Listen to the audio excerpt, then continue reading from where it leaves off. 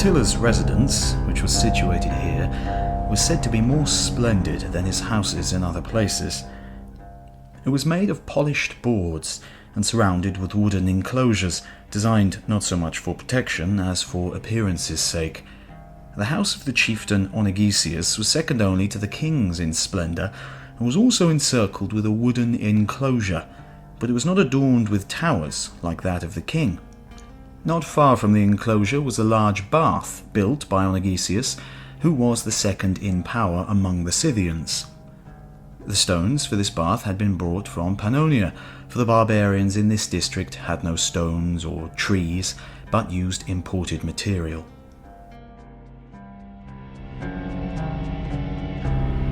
The next day I entered the enclosure of Attila's palace, bearing gifts to his wife, whose name was Creca.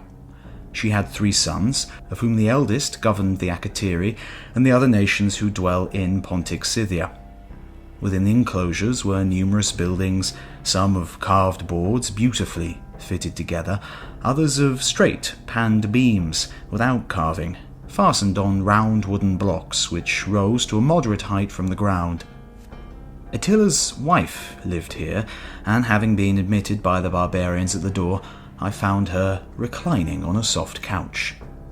The floor of the room was covered with woolen mats for walking on. A number of servants stood round her, and maids sitting on the floor in front of her, embroidered with colours, linen cloths intended to be placed over the Scythian dress for ornament. Having approached, saluted her, and presented the gifts, I went out and walked to the other houses, where Attila was, and waited for Onegesius, who, as I knew, was with Attila.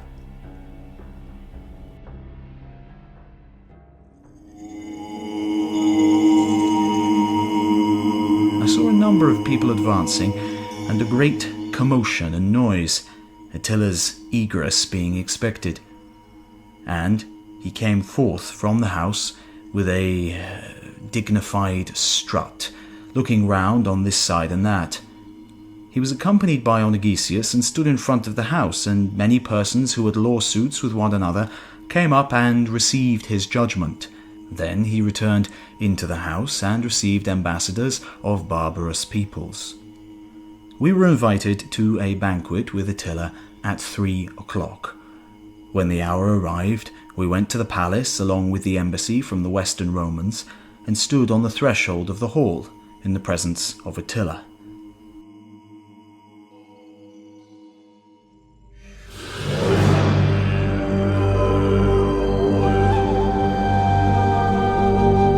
The cupbearers gave us a cup, according to the national custom, that we might pray before we sat down. Having tasted the cup, we proceeded to take our seats, all the chairs being arranged along the wall of the room on either side. Attila sat in the middle, on a couch.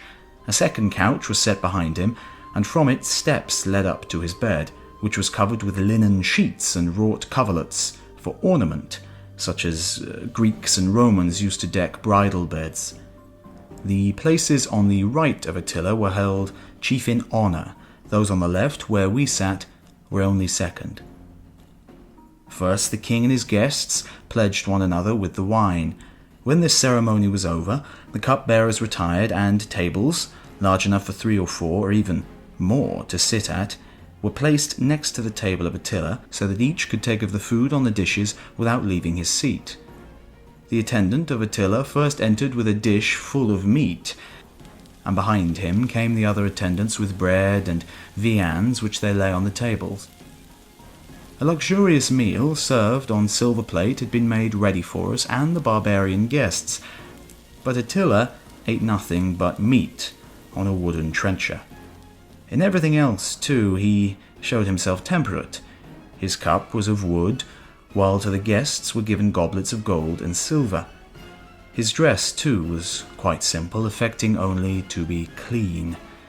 The sword he carried at his side, the latchets of his Scythian shoes, the bridle of his horse were not adorned, like those of the other Scythians, with gold or gems or anything costly.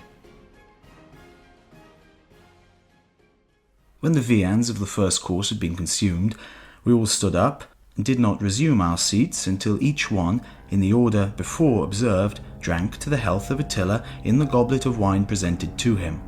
We then sat down, and a second dish was placed on each table with eatables of another kind. After this course, the same ceremony was observed as after the first.